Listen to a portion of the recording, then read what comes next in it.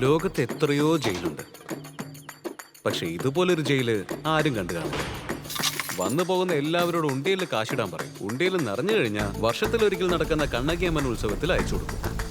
നീ റിമാൻഡ് കഴിഞ്ഞ് ഇവിടുന്ന് പോകുന്നതിന് മുമ്പ് ഈ പുസ്തകം മുഴുവൻ വായിച്ചു തീർക്കണം. ഞാൻ പുസ്തകത്തിൽ നിന്ന് എവിടെന്നെങ്കിലും ഒരു ചോദ്യം ചോദിക്കും. കയ്യിലൊരു ബുക്കും കൊടുത്തിട്ട് നന്നാവടാന്ന് പറഞ്ഞാൽ നന്നാണ്. നല്ല അടി കൊടുക്കുന്ന പോലെ വരൂ.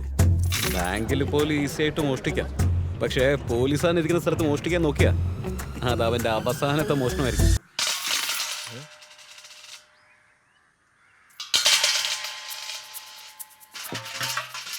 സാറേ, കാശ് മോഷണം പോയത് ബാങ്കിൽ നിന്നോ അമ്പലത്തിൽ നിന്നോ അല്ല, നമ്മുടെ ജയിലിൽ നിന്നാ. ജയില് മാത്രമേ നമ്മുടെ ഉള്ളൂ, അമ്പലം അവരുടെയാ. ജയിലിനകത്ത് കയറി മോഷ്ടിച്ചൊന്ന് പുറത്തറിഞ്ഞാലോ ആളുകൾ നമ്മളെ കണ്ട കാറ് തുപ്പും. വിഷയം വെളിയിൽ പോകാൻ നോക്കണം. നമ്മുടെ സബ് ജയിലിനുള്ളിലെ ആ അമ്പലത്തിനുള്ളിലെ ഭണ്ഡാരത്തിലെ കാശ് ആരും മോഷ്ടിച്ചെടുത്തുന്നതേ. സംശയം തോന്നുന്ന രീതിയിൽ ആരെങ്കിലും കണ്ടായിരുന്നു? ജയിലിന്റെ അകത്തെ ഭണ്ഡാരം എടുത്ത് മോഷ്ടിച്ചെങ്കിൽ അവൻ ആരായിരിക്കും? നിങ്ങളുടെ ജയിലിലല്ലേ ഭണ്ഡാരപ്പെട്ടി കാണാതെ പോയെ? അയ്യോ അല്ല, അത് നാട്ടുകാർ പറഞ്ഞിട്ടാക്കിയതാ. ആ കാശ് എവിടെയാടാ? ഈ കാശിന് വേണ്ടി ഇവിടെ വരെ വന്നത്. ഈ മുറിയിൽ നിന്ന് ഒരിടത്തൊന്നും നിനക്ക് ഒന്നും കിട്ടാൻ പോകുന്നില്ല.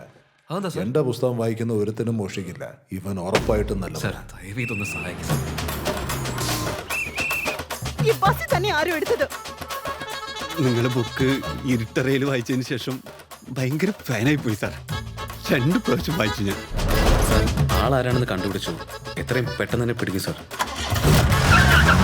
തെറ്റ് കണ്ട ചോദിക്കുന്നവനാണ് ശരിക്കുള്ള ഉഷിരുള്ള OG പോലീസ്.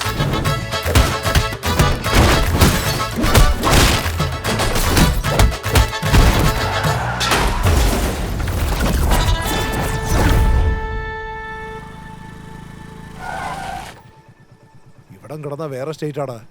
കേരളോ സാർ? അപ്പൊ കള്ളൻ എങ്ങനെ പിടിക്കുക? എടാ, അത് നമ്മുടെ സ്റ്റേറ്റിൽ തന്നെ കണ്ടുപിടിച്ചിട്ട് ആ കേസ് അങ്ങ് തീർത്തേക്കാം. നീ ആവശ്യമില്ലാണ്ട് മറ്റു സ്റ്റേറ്റിലേക്ക് പോയിട്ട് പാൻ ഇന്ത്യൻ കേസ് ആക്കാതെ വണ്ടി തിരിക്കേ.